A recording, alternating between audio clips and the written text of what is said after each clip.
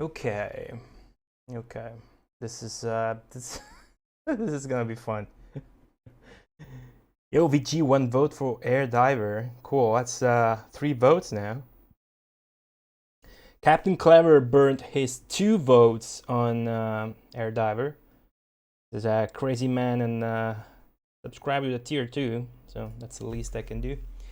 I'm glad to see Turma de Monica being head on head with not one but two Technosoft games combined. Speaking of soft, I'm gonna play this game which is supposedly by Tomsoft, which is just the alias for a Chinese dude goes by the name of Tommy Jie. I think that's how you pronounce it. So I'm pretty happy to play and stream this for the first time because it's a particular game. It's not just one of those homebrews that come up these days. This is holy shit, Dan. Oh, what the fuck does that say? Thank you very much, the resub. Basshole. Holy shit. Yeah, you're breaking the sub alert. Basehole, thank you very much for the fresh sub. It is extremely appreciated, my dude.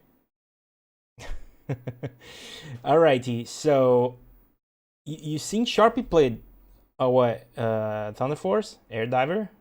I suppose Air Diver. Alright. Yeah, I moved back the hand into tier 1 and added a new hand emote, which is from the same original picture as the Rocco phase, and it's the belt in the same picture. That is his hand. Oh god, English. Alright. As I was saying, this is gonna be very interesting because this is a legit homebrew pirate bootleg from back in the day. As we will see, this is a Chinese game. It's just it only got released in Russia. It appears so. Yeah, I got 50 sub points. I had to bribe somebody to get like the final vote. Like, hey, you got Twitch Prime, but it seems that wasn't necessary. So it's all good. I got those emotes in. Pretty happy about that. Yeah, it seems that it's 65. It seems so indeed. Alrighty, without further ado, let's see what we got here. I'll say straight up, there's not gonna be much of a lore shock segment, but for obvious reasons. But I got a pretty little bit of interesting things.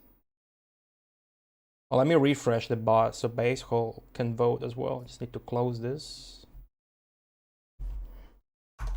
Alright, let's see. I should be able to vote now.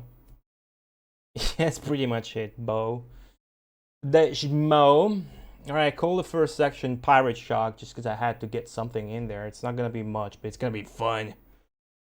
Alright. Yeah, I never played I played Commandos, but I was so little. I just remember that it's a RTS, but it's like stealth and single player, like single hero unit or something like that, which is about my favorite game when I was a kid. All right. Alright, so Commandos is an unlicensed game released somewhere after the year 2000. We do not know the release date. In Russia, but it was developed by the Chinese developer Tommy Jie under the name Tomsoft. And here are some cover arts. I put that one as a static image for my stream because it's the coolest one. But there's this one, which is arguably worse. And this one, which is actually super cool because it's like a drawing, and I don't think this is from the PC version. I don't think that artwork is from the PC version. That might be original. Petsujin. I'm from Russia and I played it on my bootleg Sega. Was it the Dandy? Like 15 years ago. Translation to Russian in this game is absolute shit and hilarious sometimes. Like your dick is died.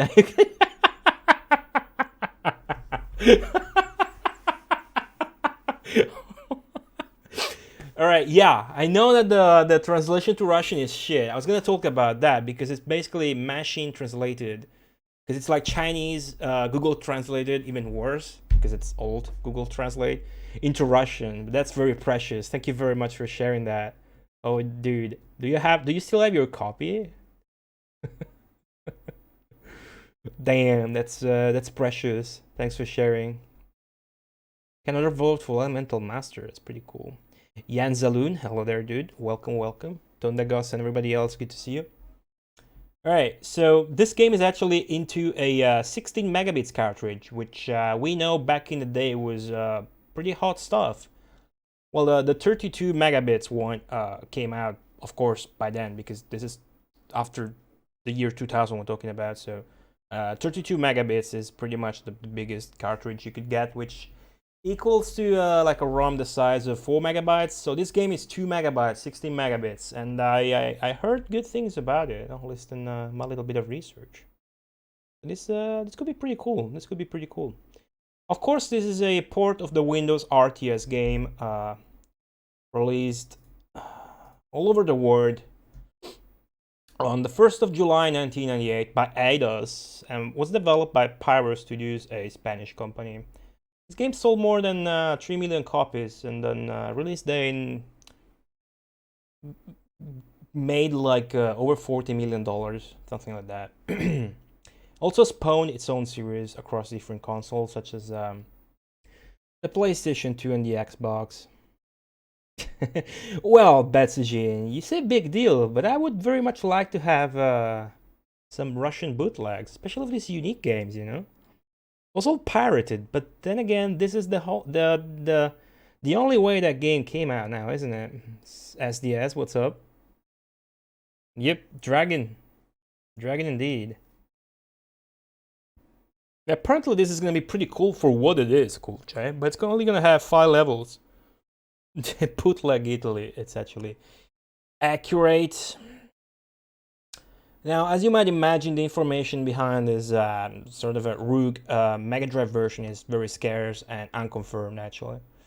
The most interesting thing, though, is known to be true, and that is that this game was developed with Atomic G's Mega Drive Software Development Kit.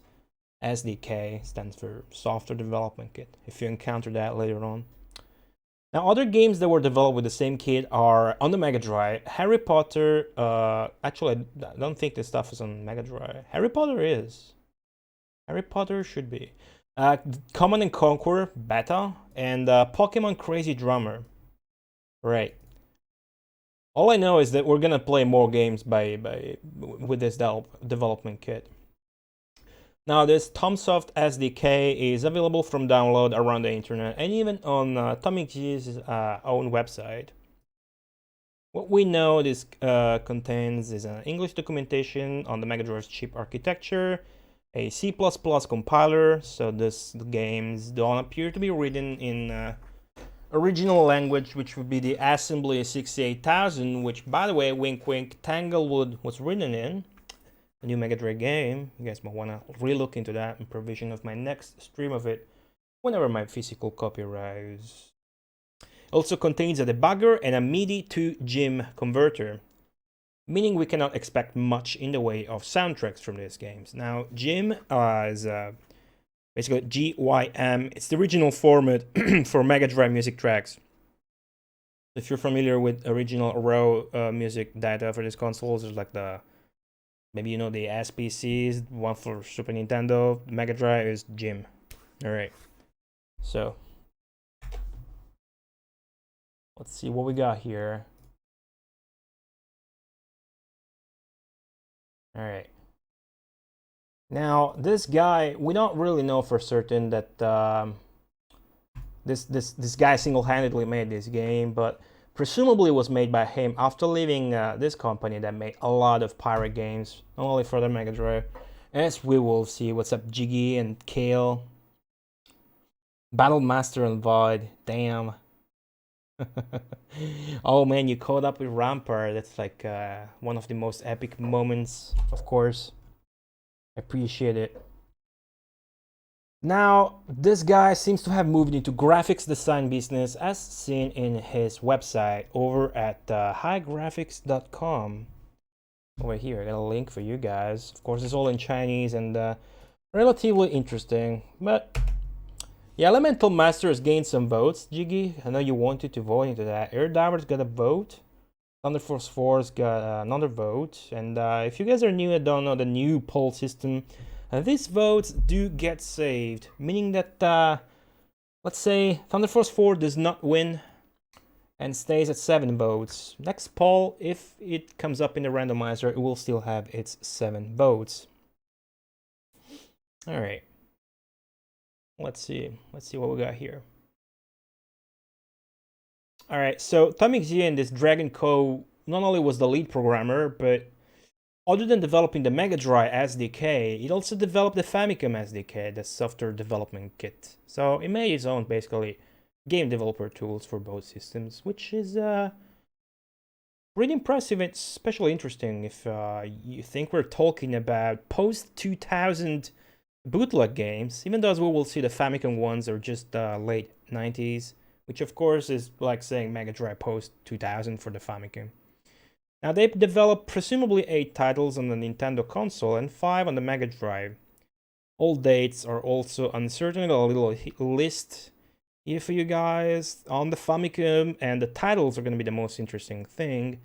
On the Famicom they made between 96 and 97 The Lion King 5, Timon and Pumbaa, which they also reiterated in 98.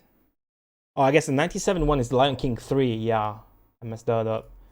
Timon and Pumbaa, they made another Lion King game, classic Chinese homebrews, just like to make 6,000 Lion King games.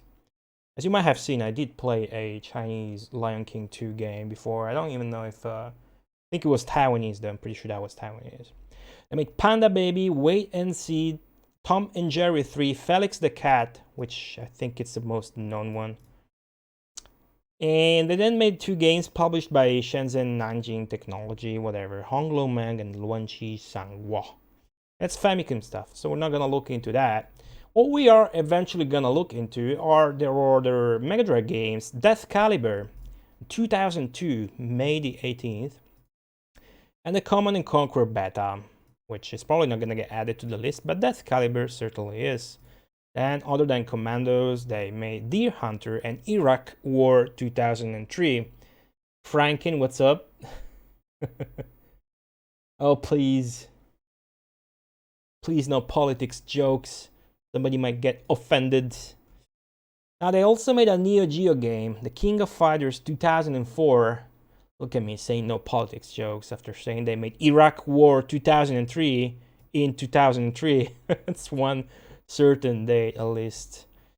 They made a Neo Geo game which is King of Fighter 2004 Special Edition, which is basically an arcade bootleg of the 2002 King of Fighter. Alright, I think this is gonna be a pretty good stream, guys. I don't know what you think, but I have high hopes for this. With good reason, as you will see. Now, although we said Commandos to be a Chinese game, you've probably noticed the game to be somewhat Russian, right? Now, it appears that the game was marketed directly to Russia, and the in-game text machine translated from Chinese into Soviet language. Basically, they wrote the game in Chinese, then translated it with Google Translate. That's what happened. If Google Translate was a thing in 2000 and change. But this is probably going to be, unironically, loads and loads of fun. Now, here's what I got. I got an article. I got an article from a Russian magazine. Hey, Maury and everybody. I got an article from a Russian magazine, translated online by a guy who goes by the name of Crash Nicker. So I got the 4 scans. You see Duke Nukem 3D is also in there, which they mention in the article is another pirate game. It's not. I played Duke Nukem 3D on this Megamarathon thing of mine. That is a legit tactile release. It was Brazil only. It was like, what, 97 or 98? And yeah, it was pretty shit, but also pretty impressive for what that was. So I'm hoping Commandos to be even better than that, which I'm sure it will be. But yeah, Duke Nukem 3D. It's like the best example for a game that is borderline bootleg, but it's actually licensed, you know? Yeah, it's a licensed bootleg, pretty much. Yeah, this is a port, a direct port. Yeah, it's supposed to be a port of, yeah, Commandos, Behind Enemy Lines, Franken, of course. Yes, it's gonna be just that. Dumple chat, what's up?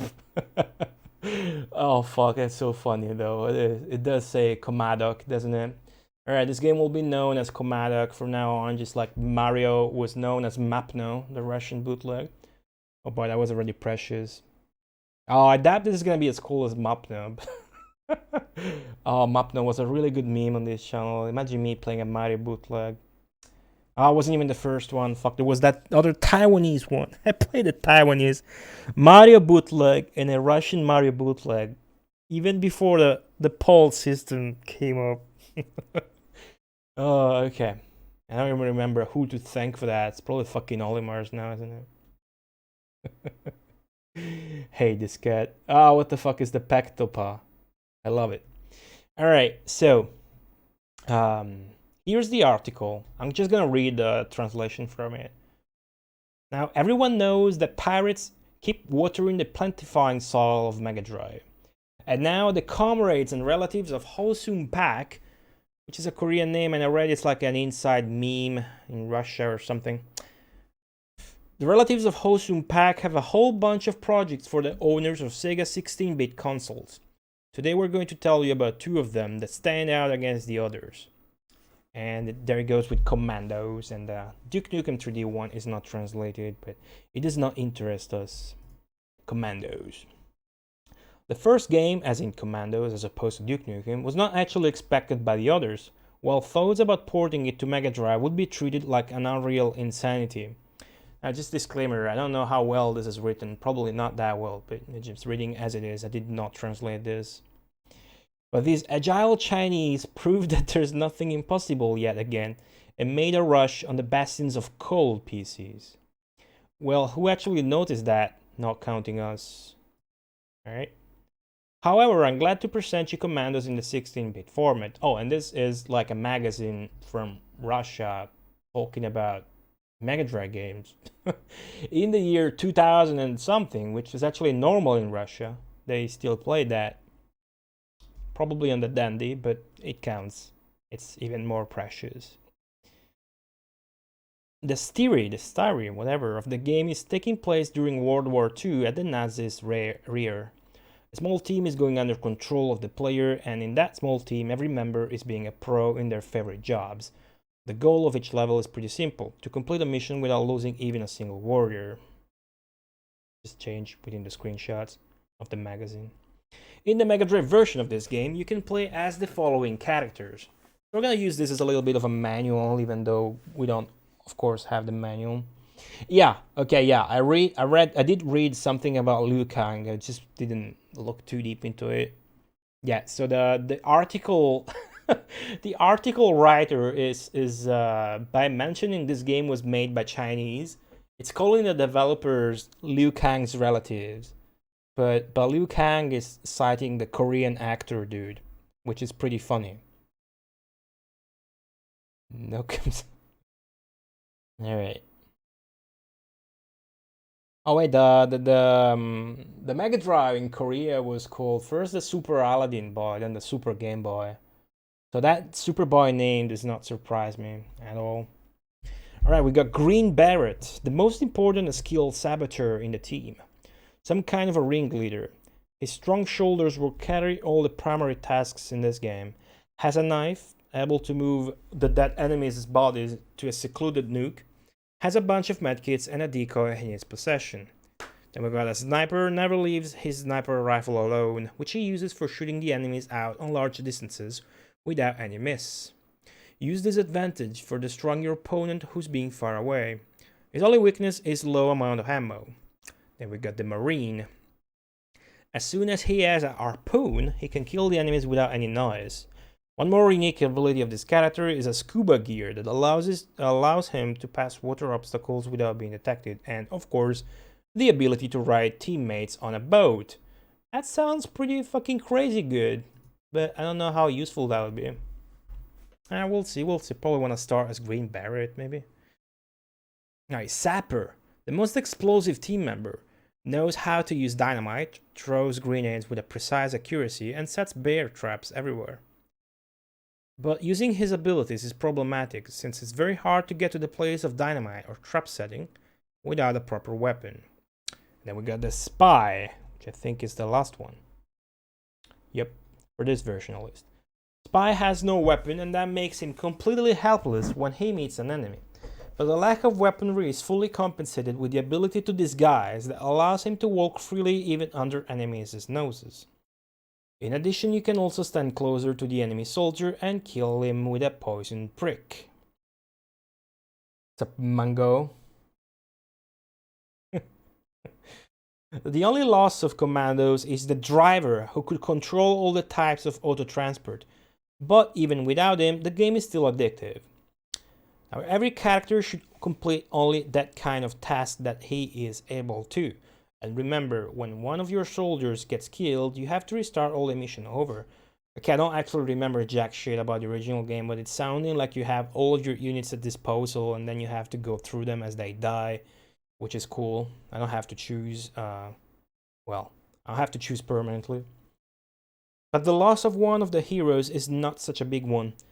Since Mega Drive cannot outmaster the PC by its power, we have only 5 missions to play compared to the original 19. However, even that is enough to spend at least a week in front of your TV set. Let's hope it doesn't come to that. And in fact, 5 missions is better than no missions at all. That sounds like mighty number 9, but okay. But in anything else, the king keeps itself close to the original. And you also play the game with cursor. The pad will replace a computer mouse in that case. Okay, so you have the D-pad to simulate your cursor, of course. Add the gameplay that will keep you on your toes, where you have to be as quiet as a weapon stock mouse. What? An interactive world where anything may be destroyed. I doubt that. The availability of the footsteps on the snow, which may be noticed by guards, is also a welcome feature. I guess that the only unrecoverable loss of the gameplay is the inability to see where the Nazi guard is looking at the moment. Oh shit. Now you have to be patient while looking at the opponent's head and then determining where he does actually look. Because of this, at the first sight, little problem, the game became much harder than before. But that's not the reason to reject this game at all. You adopt to this inconvenience really fast and then you begin to be happy about making your humble donation to the Nazis' army destruction. Okay. Holy shit, this has 6 button support. Controls, X, take, Y, draw the pistol, Z, get up and lie down, A, confirm action, B, change the character, C, cancel. I'm gonna plug in my 6 button arcade stick for this. What's up, Jack, the professional Twitch complainer? Alright, so that concludes the Russian shock, which I've read through this Russian magazine in English. Matthew Cordell, welcome, welcome. Alright, we'll see how this goes. It does sound like I'm not gonna be able to beat it today. And although the game does have a save and load feature, it is said that it doesn't work. So unless it's like a copy protection, which it sounds stupid, but it's true. It could be easily like true. A bootleg had copy protection. It has happened before. We're probably gonna be playing this next stream as well, because I don't know if I'm gonna be able to beat this, but let's do it. Let's fucking do it. All right, everything should be ready on the other scene. Let's see how that goes.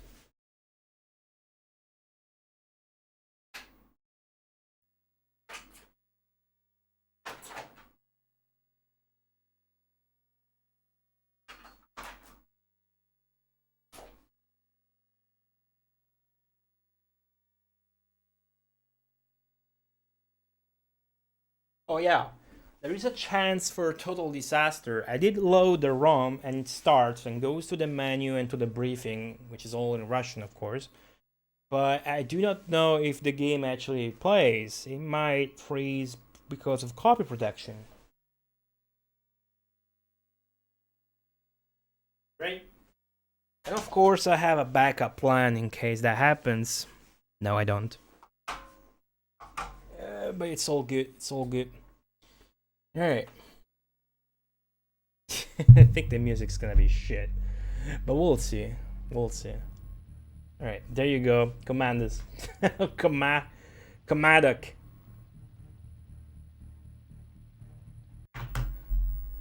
I didn't press anything. It went straight to the Russian menu. Hey, Helical, how's it going? Welcome. All right, everybody, it's Commandos time.